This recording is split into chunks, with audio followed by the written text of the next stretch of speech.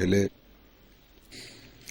روزی است که پیامبر مکرم اسلام عزیزترین عناصر انسانی خود را به صحنه می آورد.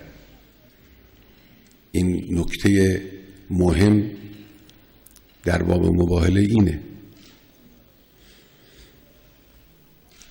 و انفسنا و انفسکم در او هست و نساءنا و نساءکم در اون هست.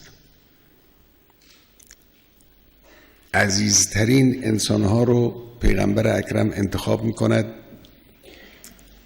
و به صحنه می آورد برای محاجه‌ای که در آن باید مایز بین حق و باطل و شاخص روشنگر در معرض دید همه قرار بگیرد.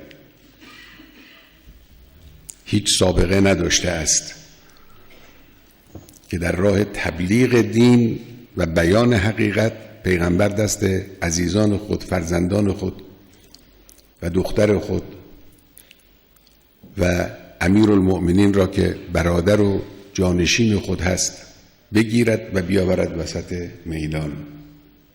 استثنایی بودن روز مباهله به این شکله، یعنی نشان دهنده این است که بیان حقیقت، ابلاغ حقیقت چقدر مهم است. میآورد به میدان با این داعیه که میگوید بیاییم مباهله کنیم، هر کدام بر حق بودیم بماند، هر کدام بر خلاف حق بودیم ریشه‌کن بشه با عذاب الهی.